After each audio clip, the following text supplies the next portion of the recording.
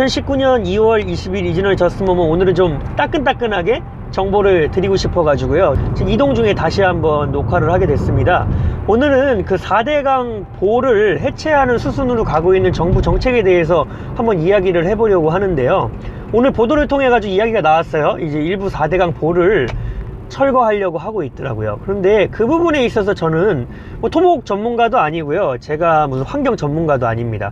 그렇기 때문에 뭐 전문적인 이야기를 드릴 수는 없어요. 하지만 제가 바라보는 관점에서 무엇을 중요시 봐야 된다고 생각을 했냐면요, 그 4대강 보가 설치되어 있는 주변에 살고 있는 지역 주민들의 생각을 집중해야 된다고 저는 생각을 했거든요. 왜 그러냐면은 4대강 보를 만들고 나서 긍정적인 작용이 있는 것도 사실이고 부정적인 작용이 있는 것도 사실이에요.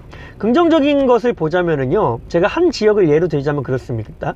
여주 같은 경우에는요, 예전에 홍수가 굉장히 잘 났었어요. 그런데 그 4대강 보를 설치한 이후에는요, 홍수가 어느 정도 조절이 되고 있는 상태인 걸로 보여지거든요. 하지만 또 부정적인 이야기도 있죠.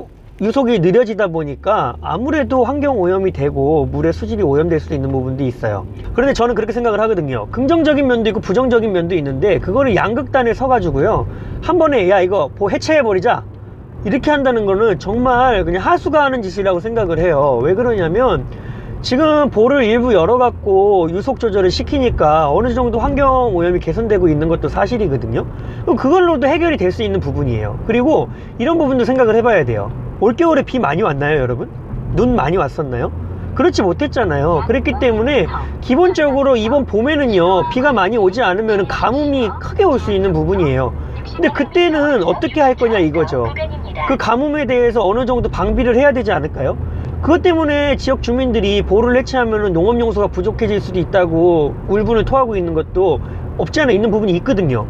그러니까 그런 부분을 우리가 좀 집중해서 봐야 된다는 거예요. 제가 봤을 때는요, 야 이거 보 한번 해체해버리자, 그러면 환경오염 줄어들 거야, 이렇게 생각하는 거는요, 만약 대통령이 생각하셨다면 대통령으로서 아주 잘못 생각하고 계시는 거고, 정부 관료로서 그런 생각을 했다면 정부 관료가 전문적이지 못한 거예요. 왜 그러냐면 앞서 말씀드린 대로 긍정적인 면 부정적인 면을 모두 다 끌어안고 갈 수 있는, 모두 다 해결할 수 있는 방향을 모색을 해야 되는 거잖아요. 근데 보호 만약에 해체하고 그러면요, 유황 조절도 안 될 겁니다. 그런 부분도 생각을 하셔야 된다고 저는 생각을 해요. 솔직히 이런 부분도 있지 않습니까? 이명박 전 대통령 당시에 했던 정책이기 때문에 그것이 잘못된 것을 부각시켜야 반등하는 부분도 있을 거예요, 문재인 대통령의 지지도가. 근데 그런 부분 생각하지 마시고요, 정말 국민을 위해서 이게 어떤 것이 바람직한 방향인가, 필요한 방향인가를 생각해 주셨으면 한다는 게 저의 생각입니다. 그래서 이 점을 빨리 전달하고 싶어 가지고 지금 차량 이동하면서 촬영을 했습니다. 감사합니다.